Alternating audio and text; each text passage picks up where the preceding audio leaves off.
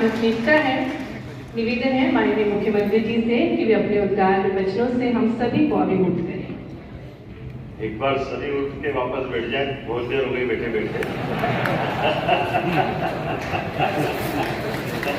सभा का भवन एक तरह से हमारे प्रदेश की पंचायत का ये सबसे पवित्र स्थान, और ऐसे पवित्र स्थान पर किसान कल्याण वर्ष के माध्यम से अलग अलग विभागों को लेकर के सरकार के माध्यम से किसान कल्याण वर्ष की योजना,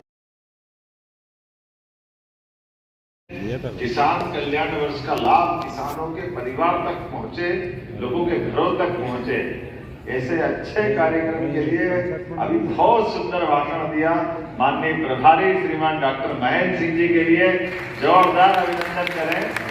आप उत्तर प्रदेश सरकार के वरिष्ठ मंत्री रहे, आपने सिंचाई से लेकर कई विभागों का सफलतापूर्वक अपने राज्य के अंदर, उत्तर प्रदेश जैसे राज्य में अच्छा सा निर्माण कराया, और तब से लगातार एमएलसी मेंबर भी वो हमारे भी संगठन के कर्ता के नाते से इतना अच्छा समय देते हैं कि हम अपने उनके उस प्रशासनिक क्षेत्र का लाभ लेने के लिए भी हम उनको स्मरण भी कर रहे हैं, और उनके भाषण से उनकी विद्वत्ता झलकती है। जोरदार अभिनंदन करें उन्हें, डॉक्टर महेंद्र सिंह जी के लिए।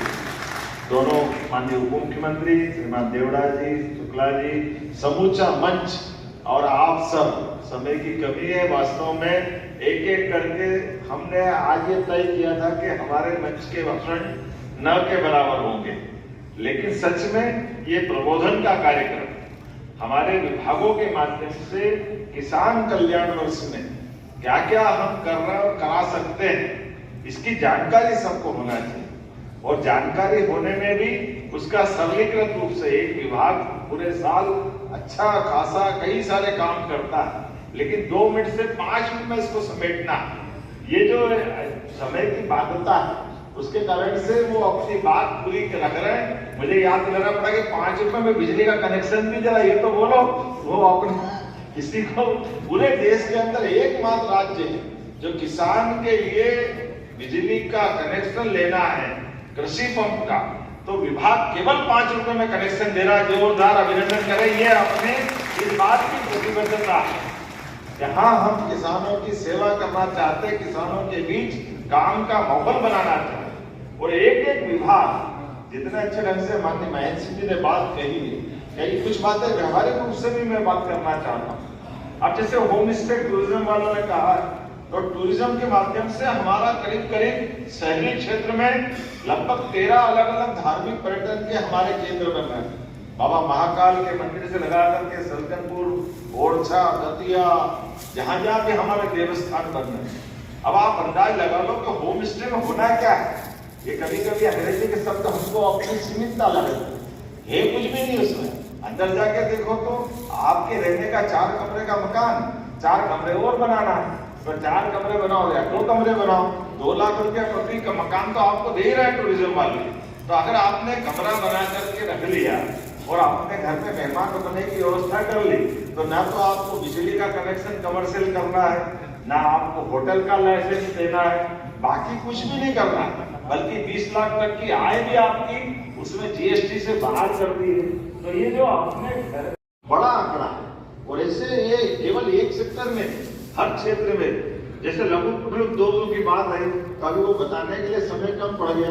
आप फसल लगा रहे हो, लेकिन फसल के साथ आपने मधुमक्खी पालन कर लिया, अब मधुमक्खी पालन का डब्बा ही तो रखा है, आपको शहद बनना चालू हो गया, और शहद बनते बनते आपकी आमदनी चालू हो गई। ऐसे दूध उत्पादन के लिए सच में पूरे देश के अंदर सबसे अच्छी संभावना मध्य प्रदेश की, इतना बड़ा हमारा, आपने आंकड़ा सही बताया, खेती के अलावा बहुत बड़ा हमारा फॉरेस्ट का इलाका है, लेकिन पशुपालन तो हम हर जगह कर सकते हैं। पशुपालन में क्या करते हैं, और उन्नत पशु जिनकी अच्छी दुधारू क्षमता हो, दूध देने की ज्यादा ताकत हो।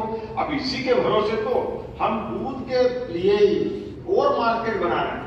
9% का संकलन अभी है, इसको 20% तक ले जाएंगे, लेकिन राज्य अपना एकमात्र ऐसा रहेगा इसी सत्र से जो 1ली से लेके 8वीं तक के बच्चों को स्कूल में दूध फ्री पिलाएगा।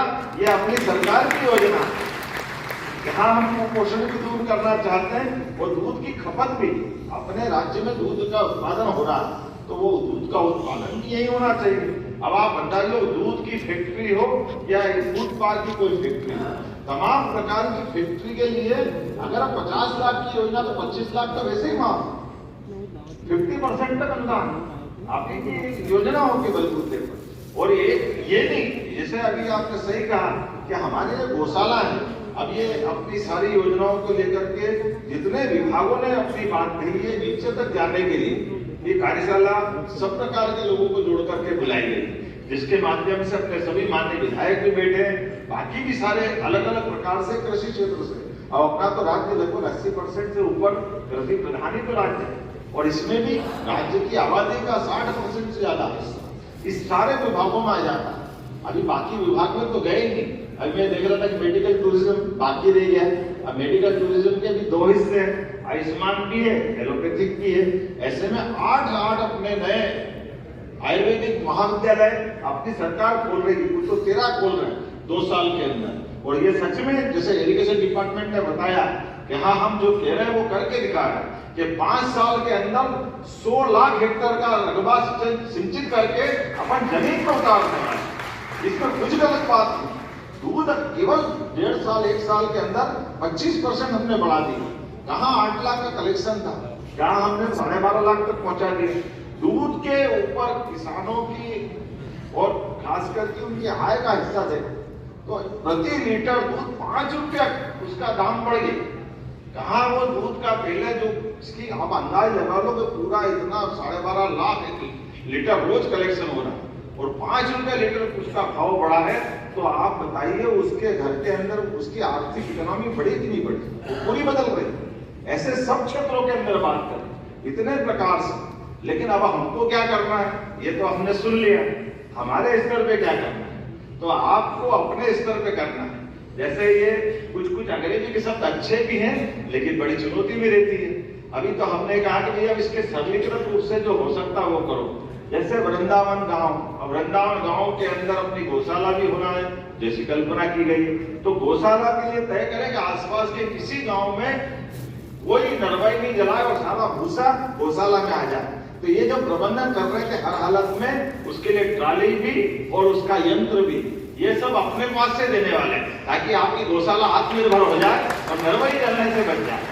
क्योंकि हम ये कहें कि भाई खोलने के लिए नहीं, इसी साल अपने आप प्रबंधन कर दे।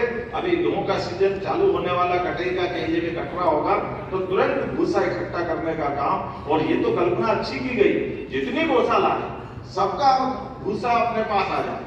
तो ये जो प्रैक्टिकली हम उतार के नीचे दे रहे हैं। फिर कृषि यंत्रों की किराने की दुकान, सरल भाषा में सहयोग नाम से आप सब प्रकार के कृषि यंत्र, 2 बीघा 4 बीघा 5 बीघा का खेत वाला है, वो बेचारा कहाँ से लाएगा यंत्र? तो आप अपने विधानसभा के क्षेत्र में ऐसी दुकानें खुलवाएं, उसमें हम मदद करें।